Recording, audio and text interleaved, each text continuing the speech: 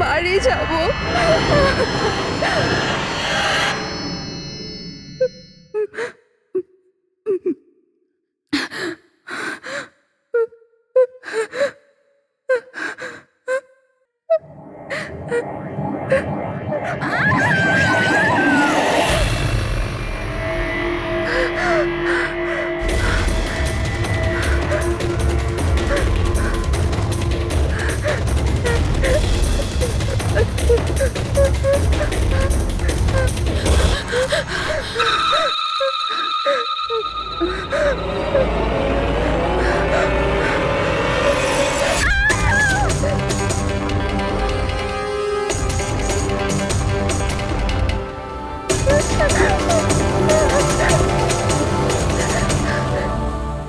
নিমি ঘুমিয়ে পড়েছে?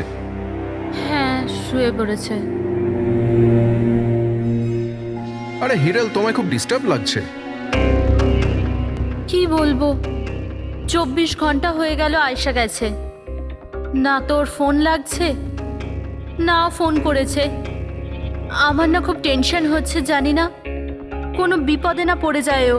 দেখো হিরাল, এখনো বড় হয়ে গেছে। আমার মনে হয় তুমি ওর মায়ের মতো রিয়াক্ট করছো। নিজের প্রবলেম নিজে সলভ করতে পারবে ও, ছোট বাচ্চা নয় ও।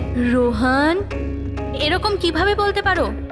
ছোট বোনও আমার, আমি ওর জন্য টেনশন করবো না তো আর কে করবে?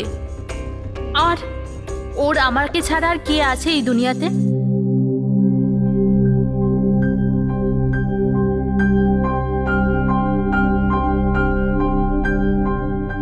হ্যালো হ্যালো, আপনি কি হিরাল বলছেন? হ্যাঁ, আমি হিরল বলছি। আপনি কে? আমি মানিক। আমি আয়েশার সাথে কাজ করি। এখানে একটা বড় প্রবলেম হয়ে গেছে। প্রবলেম?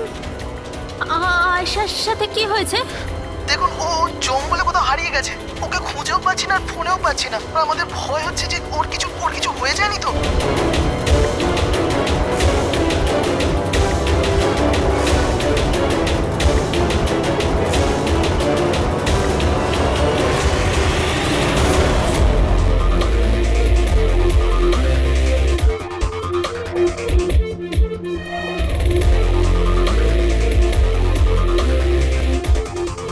স্যার, ফরেস্ট ডিপার্টমেন্টের লোক ভেতরে আমাদের জন্য ওয়েট করছে, আর আয়েশার ক্রু মেম্বাররাও অন দ্য ওয়ে।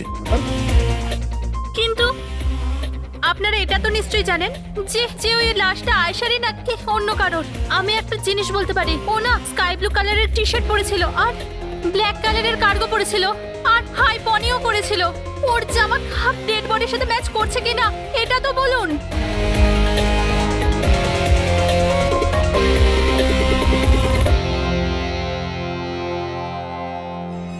ও, আপনি সেই অফিসার? Yes sir.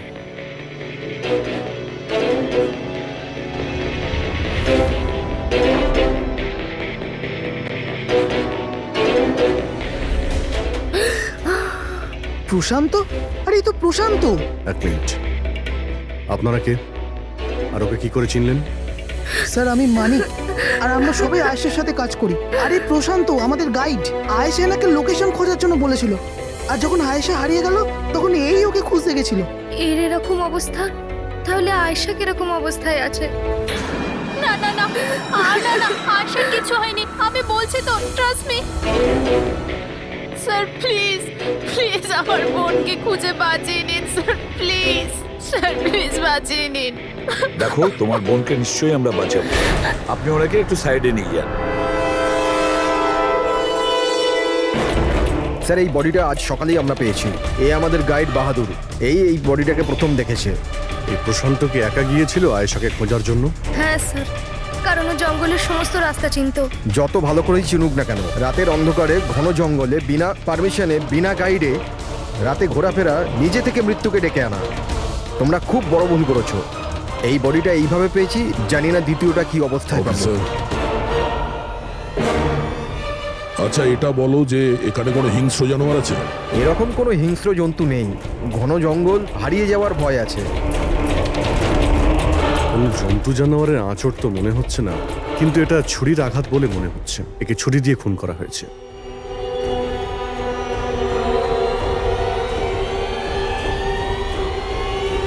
স্যার, হ্যাঁ পূরবী, স্যার এই ক্যামেরাটা পেয়েছি এখানে।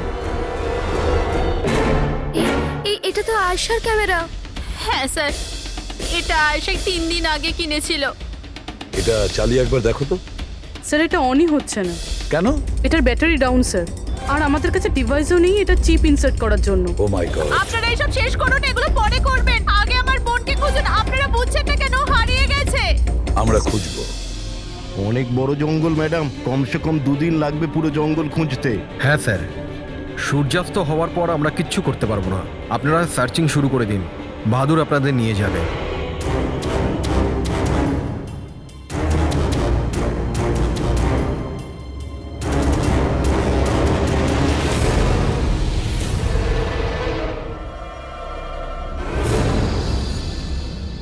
স্যার, স্যার আমরা জঙ্গলের অনেক ভেতরে চলে এসেছি স্যার। স্যার এখানে কেউ আসা যাওয়া করে না স্যার। স্যার এক কাজ করি, আমরা ফিরে যাই, না হলে অন্ধকার নেমে আসবে। এখন তো অনেক আলো আছে, অন্ধকার হয়েছে কোথায়? স্যার ফিরতেও তো অনেকটা সময় লাগবে না স্যার? তো ওই হিসাবেই বললাম, এত দূর স্যার কেউ আসেই না। স্যার এখানে কিচ্ছু পাবেন না। আরে ভাই, যখন এত দূর চলে এসেছে একটু দেখে নি না ভাই। চলো চলো। আচ্ছা আচ্ছা।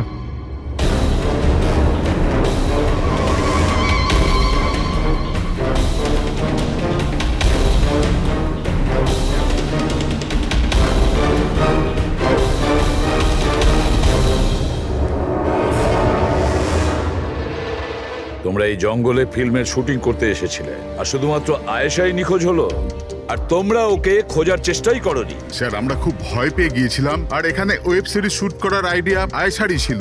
স্যার আমরা ওকে আনিনি, ও আমাদের এনেছিল লোকেশন দেখাতে। হ্যাঁ স্যার, এই প্রশান্ত গাইড আয়েশার পরিচিত ছিল, আর এই কাছেই থাকতো আর জঙ্গলটাকে ভালো করে চিনতো। আর আমরা তো রাত্রিরে থাকার পর সকালে বেরিয়ে পড়তাম, সবকিছুই ঠিকঠাক চলছিল, লোকেশনও পেয়ে গেছিলাম। আর এরপর আমরা টেন্টের বাইরে আগুন জ্বালিয়ে খাবার বানাচ্ছিলাম। কটার সময়ের ঘটনা এটা? 5টা-6টা নাগাদ। আর তখনই হঠাৎ আয়েশা নিজের ক্যামেরা নিল আর জঙ্গলের দিকে যেতে লাগলো। জঙ্গলের দিকে যাচ্ছিল কেন? ও বলেছিল যে ও আশেপাশের একটুখানি ভিডিও করে হিরণকে পাঠিয়ে দেবে, আর এটাও বলেছিল আশেপাশেই থাকবে আর তাড়াতাড়ি ফিরে আসবে। তারপর অনেকক্ষণ পর্যন্ত যখন ও এলো না, তখন আমাদের মনে হলো যে কিছু গন্ডগোল আছে। এর আগে আমরা কিছু করতাম কি, সেখানে প্রশান্ত চলে এলো। ও জানতে পারলো তো ও নিজেই খুঁজতে চলে গেল। আর ও আমাদের ওখানেই থাকতে বলল। ও বলল যে জঙ্গলটা খুব বিপজ্জনক আর আমাদেরও প্রাণের ঝুঁকি থাকতে পারে। ব্যাস এটা বলেই ও জঙ্গলে ঢুকে গেল স্যার। তার মানে ওই প্রশান্ত আর ফিরে আসেনি, আর তোমরা পালিয়ে গেছো এখান থেকে নিজেদের বাঁচাতে। না স্যার, আমরা ওখানেই ছিলাম যখন চিৎকারটা শুনলাম। 15-20 মিনিট পর্যন্ত একটা মেয়ের। স্যার, স্যার ওই চিৎকার শুনে আমরা খুব ভয় পেয়ে গেছিলাম, আর তারপর আমরা ওখান থেকে পালিয়ে গেলাম। স্যার, আমরা খুব বড় ভুল করে ফেলেছি। চিৎকারটা শুনে আমাদের এখান থেকে পালানো উচিত হয়নি, আয়েশাকে সাহায্য করা উচিত ছিল। সত্যিই তোমরা একটা বড় ভুল করেছো। আয়েশার চিৎকার শুনে যদি তোমরা জঙ্গলে ঢুকতে, আয়েশা এখন আমাদের সঙ্গে থাকতো, আর প্রশান্ত ও হয়তো বেঁচে যেত। তুমি তো বলছিলে যে এত ভেতরে জঙ্গলের কেউ আসতে পারে না, এটা কি? স্যার আমি জানি না, কিন্তু এটা আমাদের ডিপার্টমেন্টের কখনোই নয়। জঙ্গলের মধ্যে টেন্ট, দেখছি এর ভেতরে কে আছে।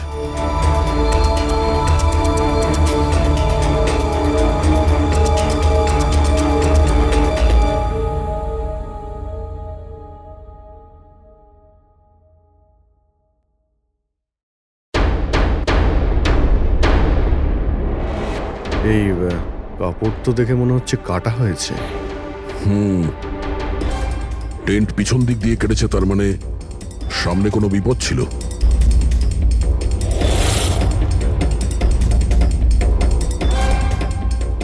ছুরি, এটা দিয়েই কাটা হয়েছে। বাইরে গন্ডগোল হতেই পিছন থেকে কেটে পালিয়ে গিয়েছে।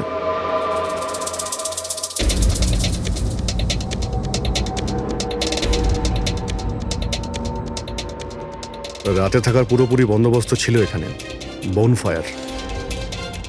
এই আলু এখানে দেওয়া হয়েছিল। স্যার এত ভেতরে এত রাত্রে থাকার মতন কেউ পাগলই হবে স্যার, না হলে এত ভয়ঙ্কর জঙ্গলে রাতে থাকার কথা ভাববে কে? কোনো নেচার লাভার না কোনো খুনি। এই দেখো,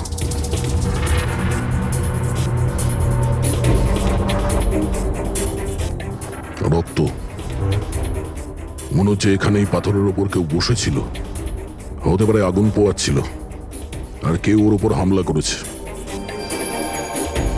এটা দেখে টেন্টের মধ্যে যে ছিল সে পালিয়ে গেছে। চলো আগে গিয়ে দেখি। স্যার স্যার সূর্য অস্ত যাচ্ছে স্যার, ফিরতেও 2 ঘন্টা কমসে কম লাগবে। ফিরে যাই স্যার। ঠিক আছে, কালকে আবার আসবো। স্যার, আমরা আয়েশার টিমকে এই ছবিগুলো দেখিয়েছিলাম। ওরা বলল যে এই টেন্ট ওদের ক্যাম্পের নয়। স্যার, হ্যাঁ পুরবি, আয়শার ক্যামেরার চিপ। হিরালদি, তুমি এটা মিস করলে। আমি তোমায় বলেছিলাম না আমার সাথে এসো। জানো এখানে এত বেশি গ্রিনারি আছে। লুক এট দিস, এতগুলো গাছ। It's so beautiful. দিদি, আমি হাঁপিয়ে গেছি। মনে হচ্ছে আমি জঙ্গলের অনেক ভেতরে এসে গেছি।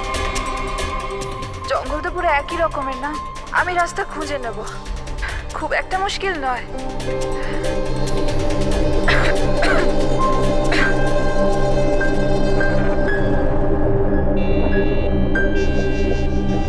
কেউ আছে নাকি ওখানে?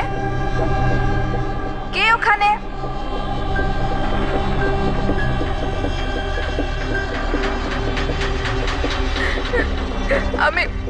আমি ফেঁসে গেছি এখানে।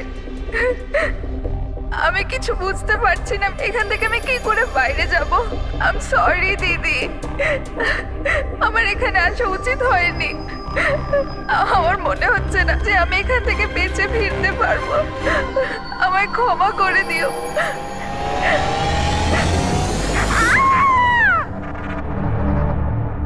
অভিজিৎ, যে কোনো পরিস্থিতিতে এই মেয়েটাকে জিনিসগুলো রোজ ব্যবহার করত, আমি সেই প্রত্যেকটা জিনিস থেকে ডিএনএ স্যাম্পল নিয়েছি। কিন্তু আশ্চর্যের ব্যাপার, কোনো স্যাম্পলই আয়েশার ডিএনএ এর সঙ্গে ম্যাচ করছে না। কি? কিন্তু হ্যাঁ, খুনির ব্যাপারে একটা খুব গুরুত্বপূর্ণ সূত্র পেয়েছি। সেটা কি স্যার? বস, এই ডিএনএ প্রোফাইলটা দেখো। এই দুটো ডিএনএ প্রোফাইলই দুটো আলাদা আলাদা লোকের। কিন্তু অদ্ভুত ব্যাপার হচ্ছে যে দুটো প্রোফাইলই আমি একই লোকের শরীর থেকে পেয়েছি, প্রশান্ত শরীর থেকে। প্রশান্ত শরীর থেকে? হ্যাঁ বস। সেটা কিভাবে? প্রশান্তর মৃত্যু অগণিত ছুরির আঘাতের জন্য হয়েছে, আর ওর শরীরে যে খাবার চিহ্নটা আছে সেটা আসল নয়, তৈরি করা হয়েছে নকল। আর সবচেয়ে আশ্চর্যের ব্যাপার হচ্ছে যে প্রশান্তের লাশের থেকে আমি ওর রক্ত ছাড়া আরো কারো রক্ত পেয়েছি।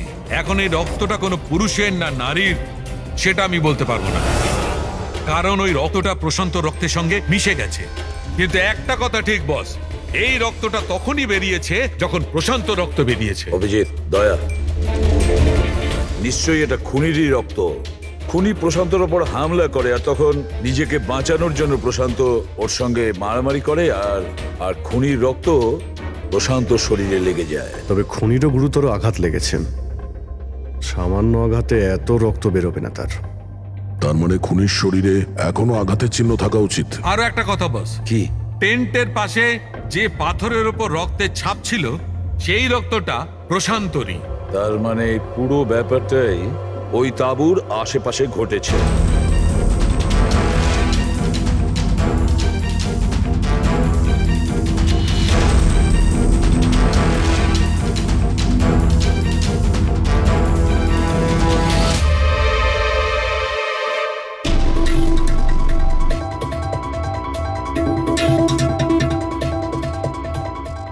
স্যার? হ্যাঁ পুরবি? স্যার, এই জুতোটা পেয়েছি। তাহলে কি এই জুতোটা আয়েশার না? তো এগিয়ে গিয়ে দেখি।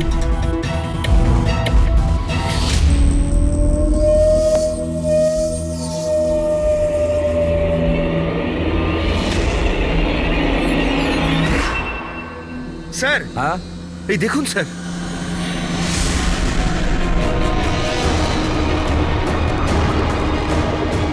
ছুরি দিয়ে আঘাত করেছে স্যারের পিঠে 5 বার। ওকে একটু উল্টে দাও। এ তো আয়েশা। ফেসটা তো পরিষ্কার দেখছি অভিজিৎ, না কোনো আঘাতের চিহ্ন, না কোনো কাটা দাগ। কিন্তু ওই ভিডিওতে যে দেখলাম। হ্যাঁ স্যার, ভিডিওতে এর মাথায় আঘাত লেগেছিল, রক্ত বেরোচ্ছিল। এখানে তো আঘাতের কোনো চিহ্নই নেই, একদম পরিষ্কার। তার মানে হলো ওই ভিডিওটা নকল। মানে আয়েশা অ্যাক্টিং আর মেকআপ দিয়ে দেখানোর চেষ্টা করেছিল যে ওকে কেউ মারতে চাইছে, খুন করতে চাইছে। কিন্তু এটা কেন করবে? স্যার, কেউ হয়তো মজা করবে, আর না হলে কোনো ভয়ঙ্কর পরিস্থিতি থেকে বাঁচার জন্য নাটক করছে। আর দুটো অবস্থাতেই এর মিথ্যেটা সত্যি হয়ে যায়। আর ও যা কিছু করেছিল, কেন করেছিল, সে তোর বন্ধু আর আত্মীয়রাই বলতে পারবে। সবাইকে ডেকে নাও। প্যাড্রিক, আয়েশার সমস্ত ফোন রেকর্ড চেক করো। দেখো এই ঘটনাটার পরে ও কাদের কাদের সঙ্গে কথা বলেছিল আর তারা সেই মুহূর্তে কোথায় ছিল।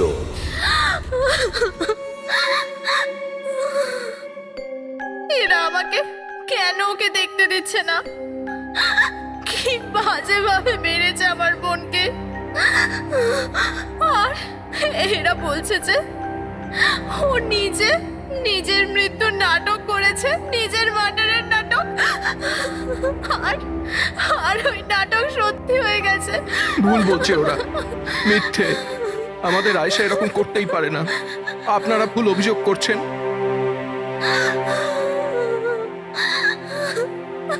দেখুন,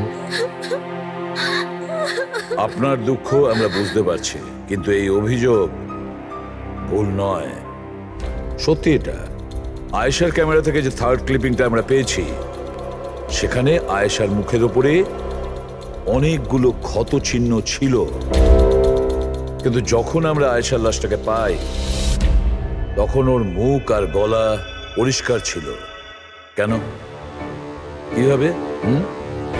এই ভিডিওটাতে আয়েশা মজা করছিল না তো? ওর মজা করার স্বভাব ছিল না তো? একদম না। ওর জীবনে এত সমস্যা ছিল যে ও মজা করবার কথা ভাবতেই পারতো না। ও জঙ্গলে হারিয়ে গিয়েছিল, আর কোনো মানুষ এই সিচুয়েশনে মজা কি করে করবে? অন্য কারো কথা জানি না, কিন্তু আয়েশা এটা অবশ্যই করেছে। আর যদিও মজা করে না করে তো ইচ্ছে করেই করেছে।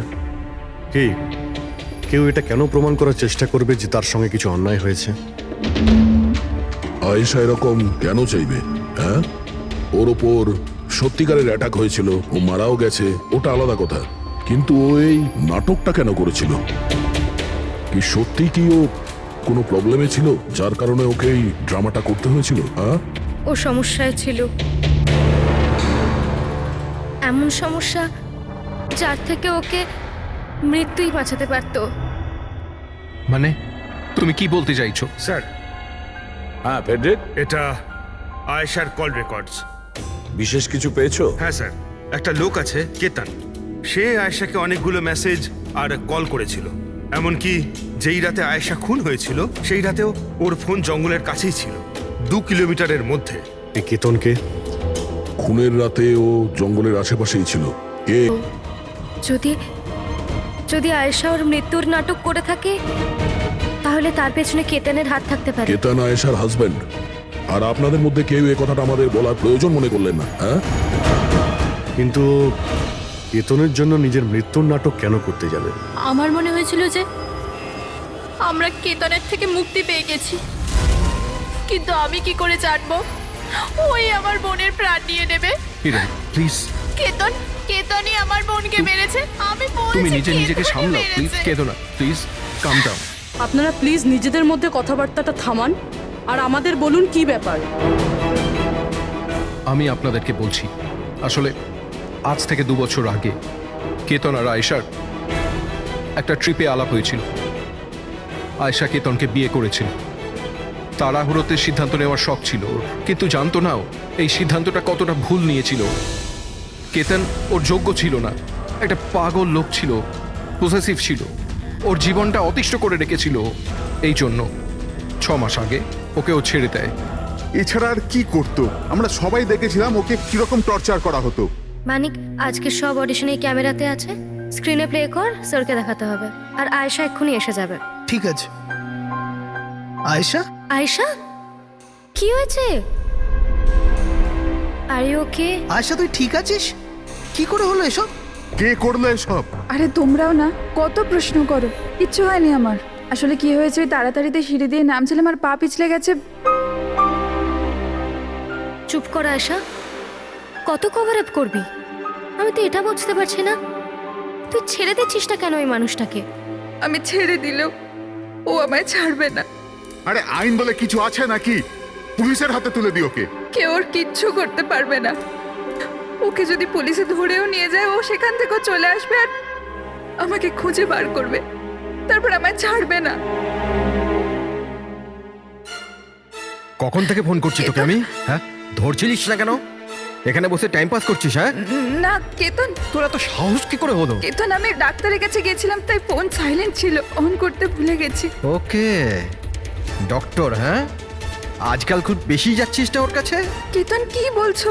এরকম কিচ্ছু নয়। আর তুমি বললে আমি ডাক্তারের কাছে আর কোনোদিন যাবো না। আমাকে প্লিজ ছেড়ে দাও, আমাকে ক্ষমা করে দাও। তোকে তোর যোগ্যতা দেখাই, চ। কি করছে এসব? ছাড়ো ওকে। এই, নিজের কাজে মন দে, বুঝেছিস? এনাফ। এনাফ।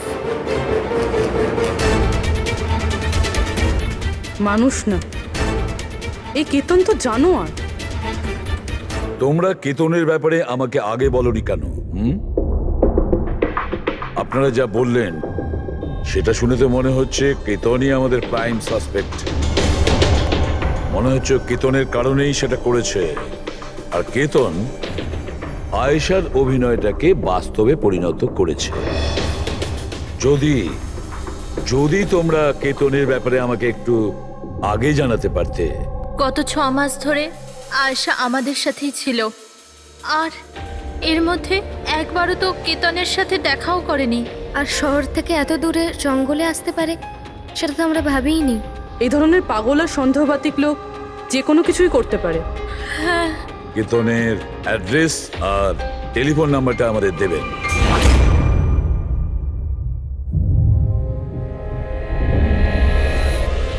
কেতন,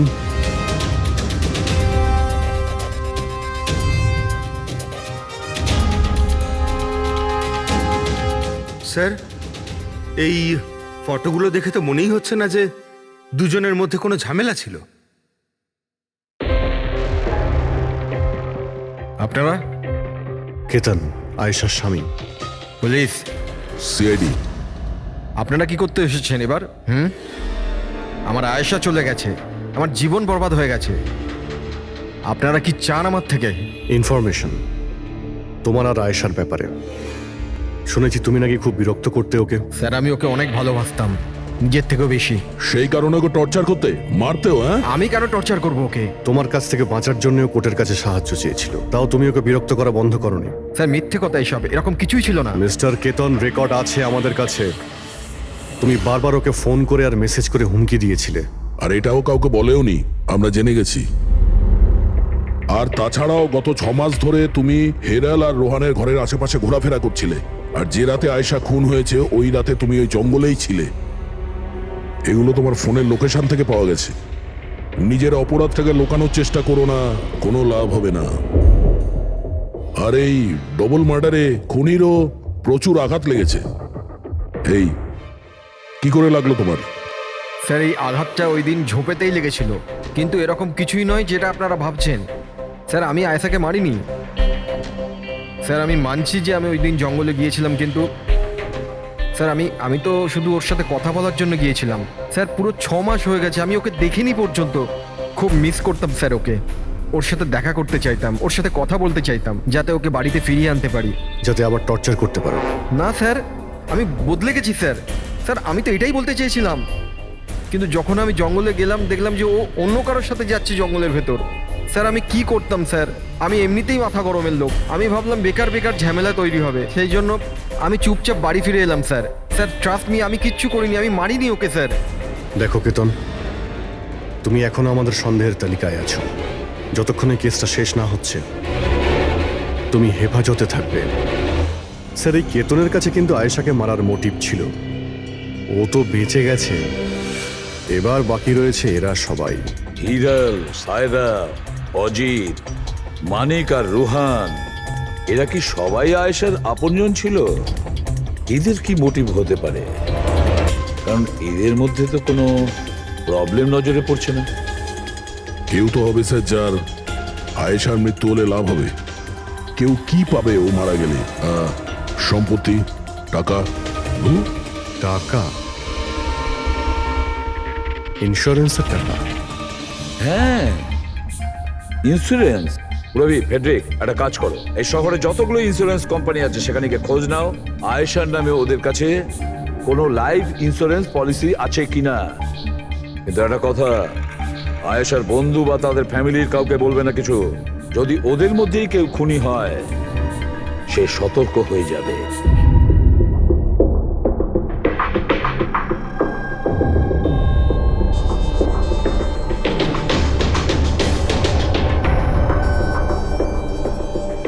ওকে, থ্যাঙ্কস স্যার। হ্যাঁ ফেডরিক, আয়েশার অ্যাকাউন্টে মাত্র 1 লাখ টাকা আছে, কোনো ফিক্সড ডিপোজিট পর্যন্ত নেই। স্যার, তনিশা ইন্স্যুরেন্স প্রাইভেট লিমিটেডের কাছে আয়েশার নামে একটা বীমা পলিসি রয়েছে 50 লাখ টাকার। ও আচ্ছা। আর এই টাকা আয়েশার ভাগ্নি মানে ও দিদি আর জামাইবাবুর মেয়ে নিমিষা পাবে। আচ্ছা, তাহলে এই ব্যাপার। স্যার, আসলে আপনারা কি চাইছেন? আমার যা জানা ছিল আমি সবকিছু বলে দিয়েছি। আর আপনারা জানেন আমার স্ত্রীর শরীর কতটা খারাপ, এখন আমার ওর সঙ্গে থাকা উচিত, আর আপনারা আমাকে এখানে আটকে রেখেছেন। স্যার, বলার কি বাকি আছে? সব বলে দিয়েছি। অনেক কিছু বাকি আছে। তুমি একটু বেশি কথা বলো, সেই জন্য যা কিছু প্রশ্ন করব ঠিক তারই উত্তর দেবে। এই তোমার ওইখানে যে ফ্যাক্টরিটা আছে ওটা তো বাজেয়াপ্ত হতে চলেছে, এর লোন তুমি শোধ করতে পারোনি কি? হ্যাঁ, কিন্তু আপনারা এগুলো কেন জিজ্ঞাসা করছেন? আপনারা এগুলো কি করে জানলেন? প্রশ্ন নয়, শুধু উত্তর। আয়েশা তোমাদের সাথে তোমাদের বাড়িতেই থাকতো না? তাহলে 7 দিনে তুমি ওকে 41 বার কল করেছো কেন? বাহ বাহ বাহ, 7 দিনে 41টা কল এসেছে আয়েশা, দারুণ ব্যাপার। আর তার উপরেও তুমি অর্থ কষ্টে ভুগছিলে, তাই না? আর আয়েশার মৃত্যুর পরে তোমার ছোট বাচ্চা টাকা পেত 50 লক্ষ টাকা। আর ওই ছোট্ট নিরীহ শিশু সে কি করে জানবে 50 লাখের ধর্ম? ও কিভাবে ব্যবহার করবে? আর ওই 50 লক্ষ টাকা তো ভোগ করতো বাচ্চাটার বাবা, মানে তুমি, রোহন। থামুন আপনারা, চুপ করুন। আপনাদের কথা মতো আমি আয়েশাকে মেরেছি। স্যার, আমার ওপর 15 কোটি টাকার লোন আছে। 50 লাখে আমার কিচ্ছু হবে না। আমি আয়েশাকে মারবো। আর ওটা যা ওর শরীরের ওপর থেকে খুনির রক্ত পাওয়া গেছে, আপনারা দেখতে পারেন আমার গায়ে কোনো চোটই লাগেনি, কারণ আমি ওখানে ছিলামই না। আমি কাউকে খুন করিনি। সব ঠিক করা ছিল, প্রশান্ত সবকিছু সামলানোর কথা ছিল। কি সামলে নিত? হ্যাঁ, প্রশান্ত কি সামলে নিত? বলো, প্রশান্ত কি সামলে নিত? স্যার, আমার ভুল হয়ে গেছে। আমার সবকিছু আপনাদের আগেই বলে দেওয়া উচিত ছিল। আমি ভয় পেয়ে গেছিলাম, খুব ভয় পেয়ে গেছিলাম। কোনটা বলার ছিল আগে? তাড়াতাড়ি বলো। আমি আয়েশার প্ল্যানে যুক্ত ছিলাম। আমরা শুধু ওকে মৃত দেখাতে চেয়েছিলাম। অ্যাকচুয়ালি ওর মরার কথা ছিল না। তার মানে আমাদের সন্দেহ ঠিক ছিল স্যার? সবকিছু ঠিক ছিল। ওই ভিডিওটা নকল ছিল, শুধু কেতনের থেকে বাঁচার জন্য ছিল। আর তুমিও এই প্ল্যানে জড়িত ছিলে? স্যার, কেতন আয়েশার জীবন অতিষ্ঠ করে দিয়েছিল। ও বেচারি চুপ থাকতো, কাউকে কিছু বলতো না। স্যার, একদিন লিমিট ক্রস করে গেল, সব সীমা ছাড়িয়ে গেল। ওর মনে হলো কেতন ওর জন্য কোনো বড় বিপদ হতে পারে। ও আমাকে বলেছিল স্যার, কেতন পাগল ছিল। পুলিশ বা ডিভোর্স ওর কেউ কিচ্ছু করতে পারতো না। আয়েশা ও থেকে পার্মানেন্ট মুক্তি পেতে চাইছিল, চিরদিনের জন্য। আমি হাঁপিয়ে গেছি জিজু। এখন তো ডিভোর্স আমাকে কেতনের থেকে বাঁচাতে পারবে না। যেটা আমায় ওই কেতনের হাত থেকে বাঁচাতে পারে সেটা শুধু আমার মৃত্যু।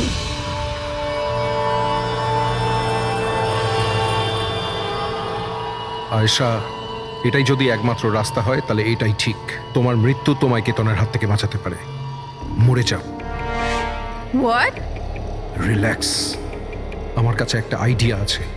আমাদেরকে এমন কিছু করতে হবে যাতে মনে হয় আয়েশা মরে গেছে। তোমার সাথে কোনো দুর্ঘটনা হলো বা কেউ তোমাকে মেরে দিল, আর বডিকে এতটা খারাপ করে দেওয়া হলো যে কেউ চিনতে না পারে। আয়েশা, তারপর তুমি এখান থেকে অনেক দূর চলে যাবে, আর তোমার ওই ইন্স্যুরেন্সের টাকা যেটা মিমির নামে আছে আমি তোমাকে পৌঁছে দেব। 50 লাখ টাকা দিয়ে একটা নতুন জায়গা, নতুন লাইফ, নতুন করে শুরু করবে। কিন্তু জিজু, আমি বেঁচে থাকাকালীন আমার লাশ কোথা থেকে আসবে? ওর জন্য টেনশন নিও না, আমি সবকিছু করে নেব। আমার এক বন্ধু আছে প্রশান্ত, ও আমার জন্য অনেক কাজ করে দিয়েছে। কিন্তু হ্যাঁ আয়েশা, এরপরে তুমি কখনো জীবনে আমার সাথে, মিমির সাথে, হিরালের সাথে কোনোদিন দেখা করতে পারবে না।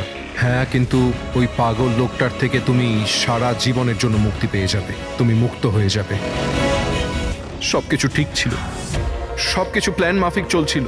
আমি আয়েশা আর প্রশান্তর সঙ্গে ফোনে যোগাযোগ রেখে চলছিলাম। তারপর জানি না হঠাৎ করে ফোন কেটে গেল। আমি জানতাম ওখানে একটা মেয়ের মৃতদেহ পাওয়া যাবে, যার ব্যবস্থা আমি বাধ্য হয়ে করেছিলাম। শুধু আয়েশার জামা কাপড় ওই মেয়েটিকে পরানোর কথা ছিল। ওর মুখটা এত খারাপ ছিল যে কেউ চিনতেও পারতো না। কিন্তু স্যার, সিরিয়াসলি আমি তো শকে ছিলাম। ওটা মেয়েটার নয়, প্রশান্তের বডি ছিল। স্যার, প্রশান্ত তো আয়েশাকে সকাল হওয়ার আগেই জঙ্গল থেকে অনেক দূরে নিয়ে যাওয়ার কথা ছিল, কোনো সেফ জায়গায়। কিন্তু হঠাৎ করে কি হয়ে গেল স্যার? স্যার, আমার যতটা জানা ছিল আপনাদের বলে দিয়েছি স্যার। স্যার, প্রশান্তকে কে মেরেছে, আয়েশাকে কে মেরেছে আমি জানি না। স্যার, তার মানে তৃতীয় কোনো ব্যক্তি ছিল যে প্ল্যানটার ব্যাপারে জানতো, যে আয়েশাকে চিনতো, প্রশান্তকেও চিনতো, আর ওই সময় ওই জঙ্গলেই ছিল। কোনো তৃতীয় ব্যক্তি? হ্যাঁ, কোনো তৃতীয় ব্যক্তি। তোমার প্ল্যানের হিসাবে টেন্টে প্রশান্ত এবং আয়েশা থাকার কথা ছিল, কিন্তু টেন্টের পাশে একটা পাথরের উপর প্রশান্তর রক্ত পাওয়া গেল, আর ওই টেন্টটা পেছন থেকে ফাটা ছিল। মানে আয়েশা টেন্টের সামনে থেকে যাওয়ার বদলে পেছন থেকে ছিঁড়ে বেরিয়েছে। মানে ও বিপদটা আগে থেকে বুঝতে পেরেছিল। হতে পারে ও প্রশান্তর সঙ্গে যা কিছু হয়েছিল সেটা দেখে ফেলেছিল। ইট ইজ ক্লিয়ার যে ওখানে কোনো তৃতীয় ব্যক্তি ছিল। ও প্রথমে প্রশান্তকে মেরেছে, তারপর আয়েশার পেছনে দৌড়েছে। কারেক্ট। যদি ভালো করে দেখা যায় তাহলে ওই রাতে জঙ্গলে এটাই হয়েছিল যে প্রশান্ত আর আয়েশা জঙ্গলে যায়, আয়েশা টেন্টের ভিতরে ঘুমোচ্ছিল আর প্রশান্ত বাইরে বসে আগুন জ্বালাচ্ছিল। এর মধ্যে সেই তৃতীয় ব্যক্তি ওইখানে যায় আর প্রশান্তর সঙ্গে ঝামেলা বাঁধে, আর সেই ব্যক্তি ওর উপরে আক্রমণ করে, আর আয়েশা টেন্টের পিছন দিয়ে পালিয়ে যায়। আর ওই ব্যক্তি প্রশান্তকে নির্মমভাবে হত্যা করে আর আয়েশার পিছনে ধাওয়া করে। তাহলে তৃতীয় ব্যক্তিটা কে, যে আমাদের প্ল্যানের ব্যাপারে জানতো আর জঙ্গলকেও ভালো করে জানতো, তাই এত রাতে টেন্টে পৌঁছেছিল? হ্যাঁ, এই সমস্ত চিন্তা আপনি করবেন না রোহন বাবু। এই তৃতীয় যে আছে না, তাকে তো আমরা ধরেই ছাড়বো। হ্যাঁ, হোক বা না হোক, এই ধাঁধার সমাধান এখানে আছে, এর মধ্যে, কিন্তু আমরা দেখতে পাচ্ছি না। খুনি হবে তো স্যার এদের মধ্যেই কেউ, কিন্তু আমরা দেখতে পাচ্ছি না। রবি, ওই ক্লিপিংটা চালাও যেটা আমরা আয়েশার ক্যামেরা থেকে পেয়েছিলাম, ফার্স্ট ক্লিপ।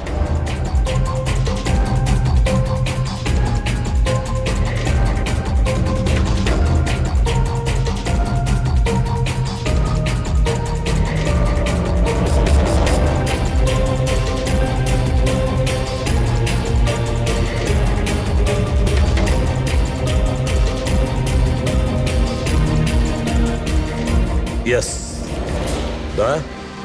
তুমি ঠিকই বলেছিলে, খুনি আমাদের সামনেই আছে, কিন্তু আমরা দেখতে পাচ্ছি না।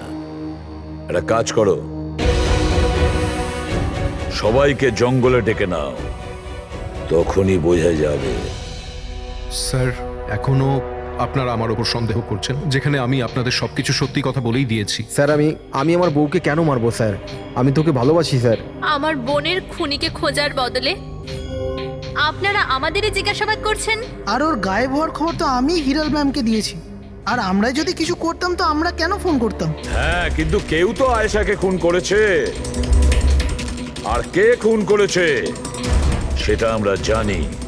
আয়েশাকে খুন তোমাদের মধ্যেই কেউ করেছে, তোমাদের মধ্যেই কেউ। আমাদের মধ্যে কে হতে পারে স্যার?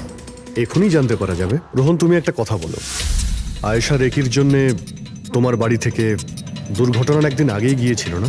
হ্যাঁ স্যার, একদিন আগেই গিয়েছিল। আর এটা সেদিনেরই ছবি, তাই না? যেদিন ওর রেকিতে যাওয়ার কথা ছিল। আয়েশার অ্যাকাউন্ট ওই পোস্ট করেছে, তো ওরই হবে। আর আপনারা আমার বোনের খুনিকে খোঁজার বদলে এরকম ফালতু জিজ্ঞাসাবাদ করছেন, আমাদের উপরে ব্লেম করছেন। এতে কি প্রমাণ পাবেন আপনারা? এটাই যে তোমরা আয়েশাকে জীবন্ত দেখেছিলে শেষবার ওই দিনই, তারপরও নিখোঁজ হয়ে গেছিল, তোমরা আমাদের বলেছিলে। আচ্ছা, ও কি কি পড়েছিল অপর্ণা, তুমি বলেছিলে, তোমার মনে আছে? হ্যাঁ, ও না স্কাই ব্লু কালারের টি শার্ট পরেছিল আর ব্ল্যাক কার্গো প্যান্ট ছিল। হাই পনিও করেছিল। আপনার তো নিশ্চয়ই মনেই আছে। হিরাল, তুমি কি করে জানলে আয়েশা মরার সময় কি কাপড় পরেছিল? বলো, আরে বলো না। কারণ সেই দিন এ জঙ্গলেই ছিল। এই প্রশান্তকে মেরেছে আর তারপর আয়শার পিছনে দৌড়োয়, ওর পিছু নেয় আর ওকে মেরে ফেলে। আর প্রশান্তকে মারার সময় তোমার গভীর আঘাতও লাগে। দেখাও। হাত সারুন আমার, দূরে থাকুন হ্যাঁ আমার থেকে। একে তো আপনারা আমার বোনের খুনিকে খুঁজে পাচ্ছেন না, তার উপরে আমার ওপরে অভিযোগ দিচ্ছেন। হ্যাঁ ব্যাস, অনেক অভিনয় করেছো, এবার ঠিক করে বলো কেন মেরেছো তুমি আয়েশাকে? হ্যাঁ, আমি মেরেছি আয়েশাকে। আমি মেরেছি আয়েশাকে।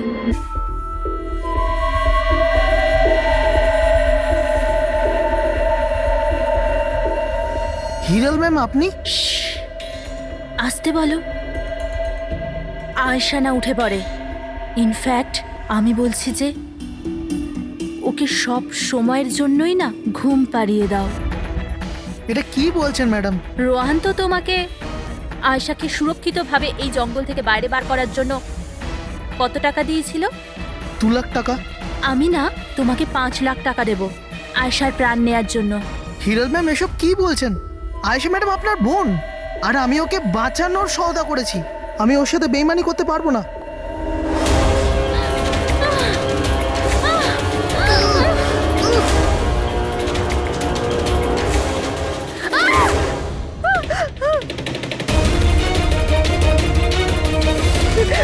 আয়েশা,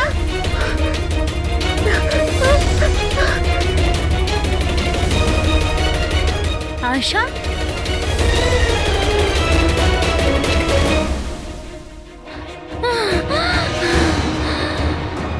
আয়েশা, আমার কাছে আয় আয়েশা। আমি তোকে বাঁচাতে এসেছি আয়েশা। ও তোকে ঠকাচ্ছিল আয়েশা। তোর ইন্স্যুরেন্সের টাকার জন্য তোকে মারতে চেয়েছিল আয়েশা। আমার বোন।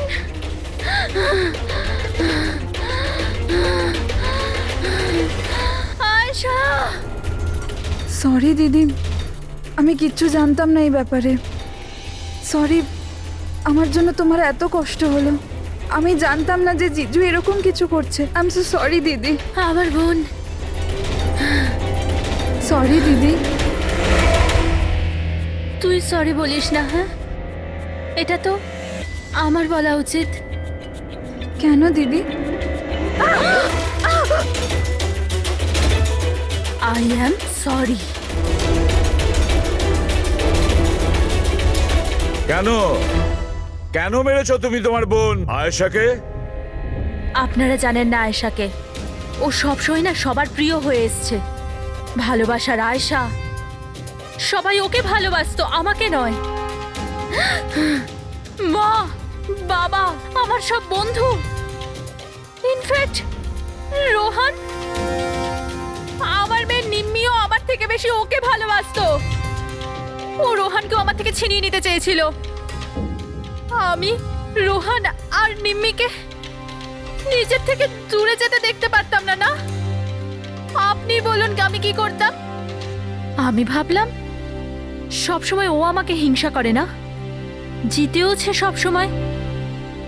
না থাকবে আয়েশা, আর না থাকবে ওর জিত। এর জন্য মেরে ফেলেছি আমি ওকে।